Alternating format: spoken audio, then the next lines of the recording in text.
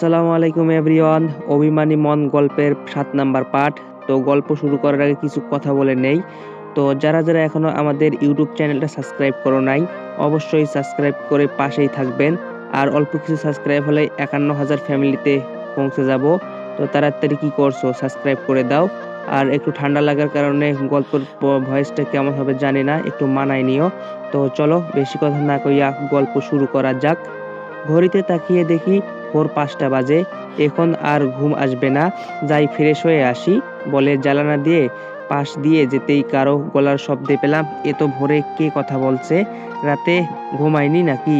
কৌতূহলবশত জানালা দিয়ে তাকাতে দেখতে জানালার পাশে গেলাম।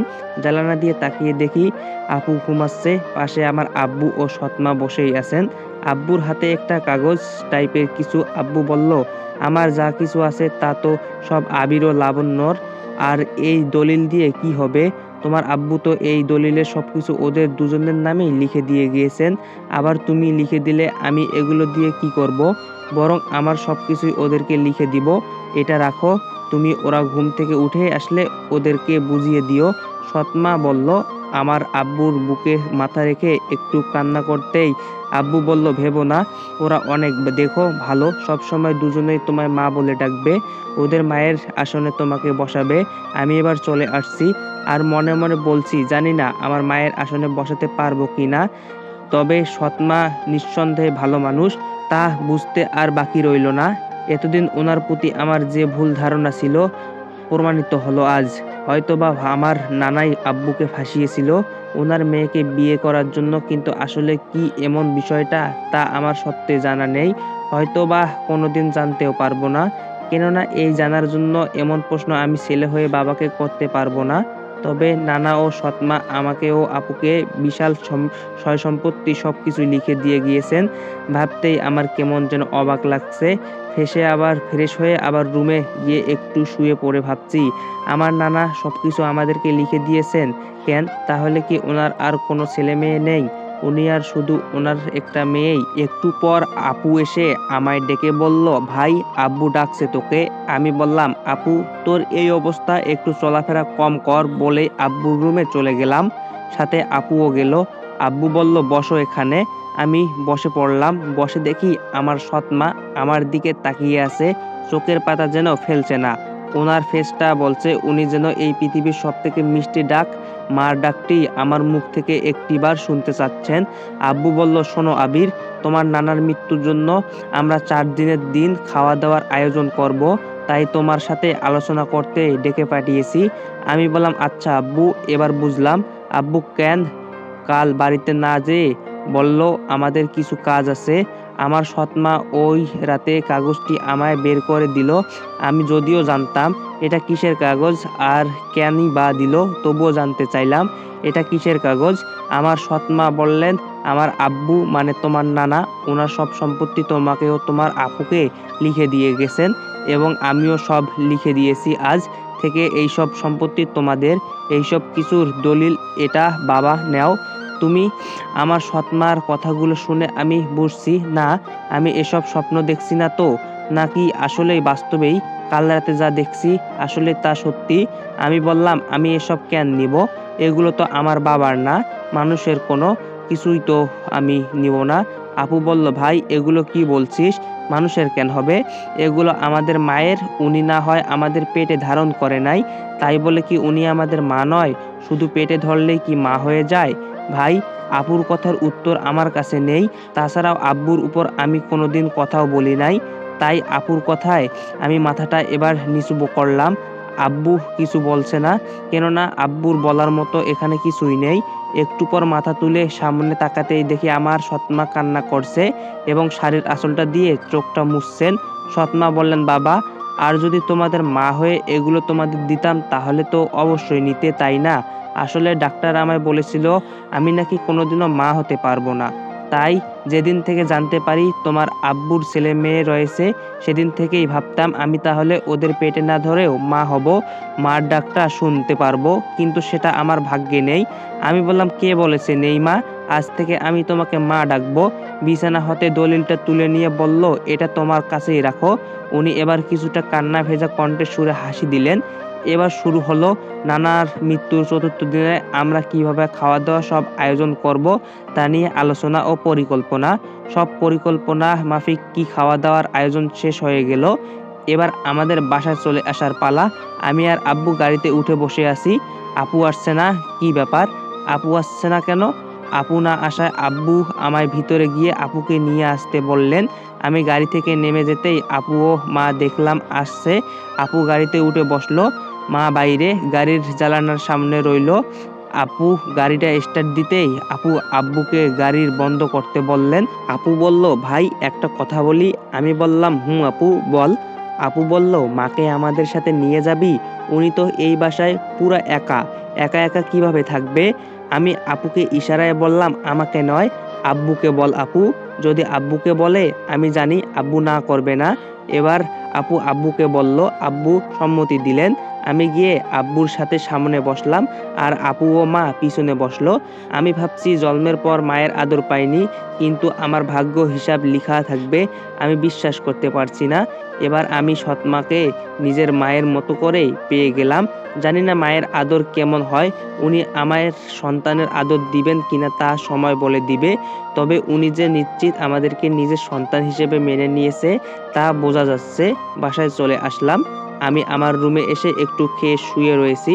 ব্যস্ততায় অনুর অনেকবার ফোন করেছিল, ধরাই হয়নি। তাই অনুকে ফোন করলাম। একবার দুবার তিনবার ফোন দেওয়ার পর অনু এবার ফোনটা ধরলো। অনু অনেক জোর করে চেঁচিয়ে বলল, তুই কে রে কুত্তা? কি ব্যাপার? আমি কি রং নাম্বারে ফোন দিয়েছি নাকি? অনু তো আমায় কোনোদিনও কুত্তা বলে না, আবার তুইও বলে না। ফোনটা সামনে নিয়ে দেখি, না এটা তো অনুরই নাম্বার। আবার ফোনটা কানে নিয়ে হ্যালো বলতেই, এই তুই আমার সাথে কথা বলবি না, আর কোনোদিনও ফোন করবি না। এবার বুঝলাম এটা আসলেই অনু চরম রেগে গিয়েছে, তাই এভাবে বলছে। আমি বললাম, অনু আমার কথাটা তো শোনো আগে। অনু বলল, কিছু শোনার মতো নাই। বলেই অনু এবার শুরু করে দিল বাংলা মন্ত্র পড়া। আমি চুপ করে থাকলাম, কেননা আমার একবার হলেও উচিত ছিল অনুকে এসব কথা বলা। ওটা না 5 মিনিট আমায় মন্ত্র শোনালো বাংলা ভাষায়। আমি বললাম, শেষ হয়েছে তোমার? এবার আমি কিছু বলতে চাই। অনু চুপ কইরা বইসা আছে। তো বুঝলাম ওর মন্ত্র শোনানো শেষ।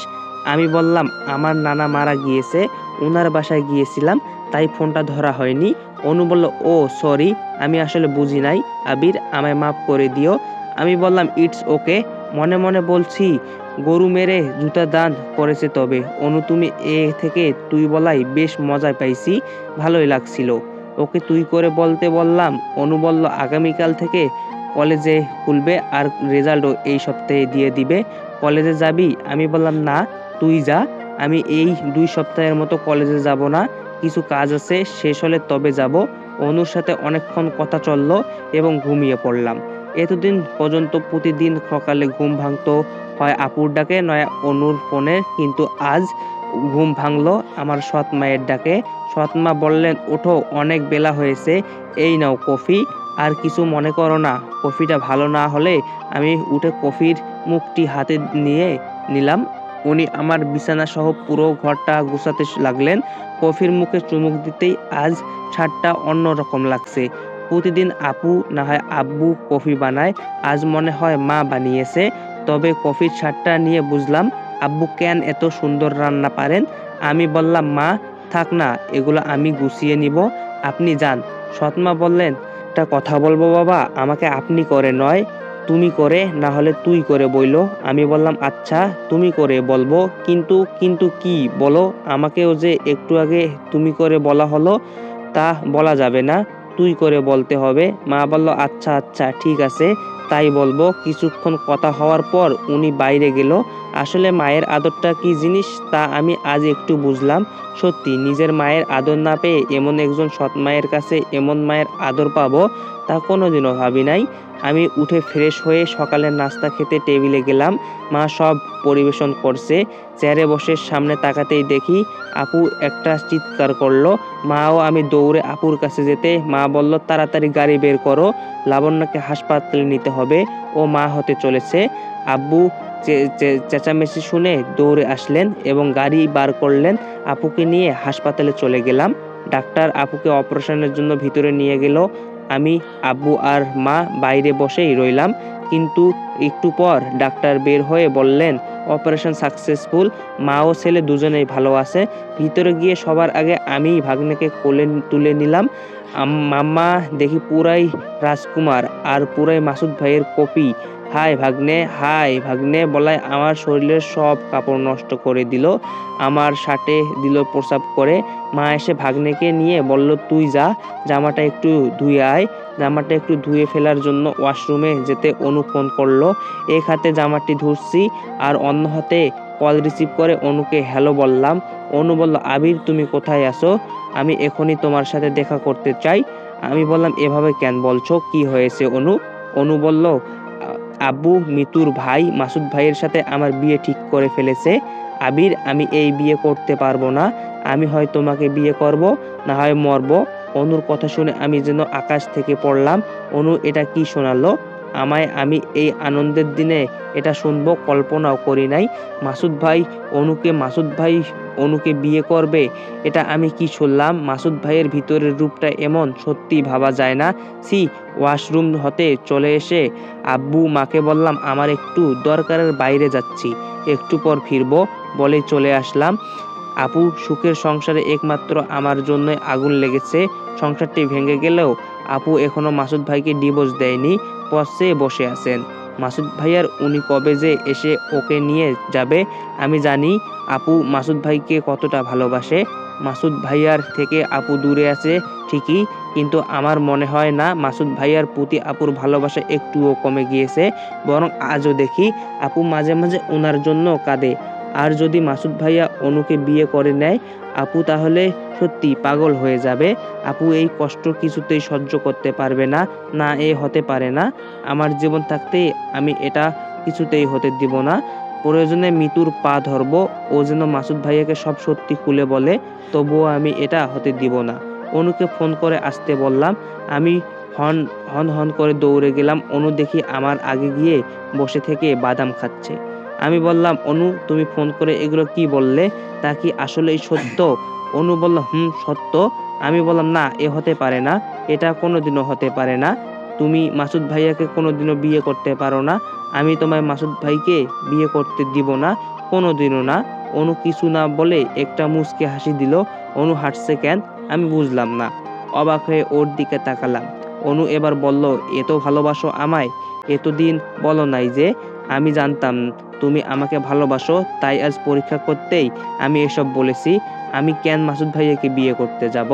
আবির প্লিজ, আমি চাই তুমি এই 3টি ওয়ার্ড সর্বপ্রথম তোমার মুখ দিয়ে আমাকে বলো প্লিজ। আমি আর নিজেকে সামলাতে পারলাম না, পরপর ওর গালে 2টা থাপ্পড় বসিয়ে দিলাম। আমি বললাম ভালোবাসা কখনো পরীক্ষা দিয়ে হয় না, কাউকে বিশ্বাস হলে তার বিশ্বাসকে ভরসা করতে হয়। ভালোবাসার পরীক্ষা নেওয়ার জন্য তুমি এতটা নিচু হবে এমন উপায় বেছে নিবে কি অনু? আমার ভাবতেও অবাক লাগে। আমি বললাম সেই এইটুকু থেকে আপু আমায় কোলে পিঠে করে বাবা মায়ের আদরে বড় করেছে, আর তুমি কিনা পরীক্ষা হিসাবে আমার আপুর ভালোবাসাটাকেই বেছে নিলে। আর শুনে রাখো মাসুদ ভাইয়ের সাথে তোমার বিয়ে হতে পারে না, এই কথাটা তোমাকে ভালোবেসে নয়, আমার আপুর সংসার আর তার সন্তানের ভবিষ্যতের কথা মাথায় রেখে বলছি। আমি তোমায় ভালোবাসি না, তোমার মতো মেয়েকে ভালোবাসাও পাপ। আমার রাস্তায় আর কোনোদিনও তুমি আসবে না বলে আমি বাসায় চলে আসলাম। আসলে মেয়েরা যে নিজেদের কিভাবে এতটা নিম্নরূপ ভাবে, অনুরূপে ভাবি নাই। বাসায় এসে দেখি হাসপাতাল হতে বাসায় এখনো কেউ ফিরে নাই। আমি বিছানায় গিয়ে শুয়ে রইলাম। একটু পর সবাই আসলো। আমি গিয়ে আমার ভাগ্নেকে কোলে তুলে নিলাম, আদর করতে লাগলাম। অনেক কিউট ও মায়াবী। আমার ভাগ্নে 1 সপ্তাহ পার হয়ে গেল, কোনো একটু বারের জন্য আমাকে ফোন করলো না। আমি ওকে ফোন করে নেই, হয়তো কোনোদিনও দিব না। একদিন আব্বুকে ডেকে বললাম আব্বু আমাদের এই সম্পদ আছে বলে আমরা এভাবে বসে থাকলে একসময় সবটা ফুরিয়ে যাবে, তাই আমি আর লেখাপড়া করব না, এবার বিজনেসের জগতে পা রাখবো। আব্বু আমাকে বলল আচ্ছা ঠিক আছে। পুরনো ছোট ওয়ার্কশপ বৃহত্তরে পরিণত করলাম। যেই গার্মেন্টসে আমার আপু কাজ করত ওই গার্মেন্টসটাকে কিনে বসলাম। মাঝখানে মায়ের সাথে কিছু মনোমালিন্য হলো, অবশেষে আমি রাজি হয়ে গেলাম। সবার ইচ্ছায় একদিন মা বলে বসলো বাবা এই বাসা তো আমরা পরিবর্তন করতে পারি, তোমার নানার বাড়িটাতে কেউ নেই, খালি পড়ে আছে, আমরা তো ওখানে থাকতেই পারি, সবাই ওই বাসায় থাকলেও আমি থাকতে পারবো না, আমি তা মাকে সাপ সাপ করে বলে দিলাম। এই নিয়ে মায়ের সাথে মূলত কিছুটা মনোমালিন্য হয়, কিন্তু আজ আমিও রাজি হয়ে গেলাম। এই ছোট্ট বাসাটি ভাড়া করে দিয়ে নানার বাসায় পাড়ি জমালাম। আজ আমার জীবনে সবকিছুই পরিবর্তন হয়ে গিয়েছে। সারাদিন অফিস করে বাসায় এসে ভাগ্নের সাথে কিছু আনন্দ দুষ্টুমিতে মেতে উঠতাম। আজ আমার নামটি দেশের নামকরা শিল্পপতি, ব্যবসায়ীর, বিজনেসম্যানের মধ্যে যোগ হয়েছে। বাড়ি গাড়ি এমনকি নামের সাথে অফিসের কর্মকর্তারা চৌধুরী যোগ করেছে। ডাকেন মাসুদ ভাইয়া, মিতু বা অনু কারো সাথে আমার আর এই 1টি বছরের জন্য কোনোদিনও দেখা হয়নি। আমি দেখা করার চেষ্টাও করিনি। সমাজে যেখানে টাকা পয়সার অভাবে এতিম দরিদ্র ছেলেমেয়েরা পড়াশোনা বন্ধ হয়ে যায়, সেখানে আমি আমার হাতটা বাড়িয়ে দেই। কেননা আমি এই জীবনে এক পর্যায়ে ওদের মতোই এতিম ছিলাম। এরই সুবাদে আমি যে কলেজে পড়াশোনা করতাম সেই কলেজের প্রধান অতিথি হয়ে এক অনুষ্ঠানে ডাক পেলাম সমাজের হতদরিদ্র ও এতিম মানুষদের সাহায্য করার জন্য। কলেজে একটা ক্লাব খুলবো মূলত তারই জন্য অনুষ্ঠানের আয়োজনটা করা হয়েছে। আমি ওদের ডাকে সাড়া দিলাম এবং যাব বলে জানিয়ে দিলাম। ভাবতেও যেন অবাক লাগছে। মানুষের ভাগ্য কি লেখা আছে তা আসলে বলা অনেক কঠিন। আজ যে কলেজে পড়তাম একসময় সেই কলেজের এক অনুষ্ঠানে আমি প্রধান অতিথি হয়ে যাচ্ছি। আমার ভাগ্নেকে সাথে নিয়ে যাব বলে ভাবলাম।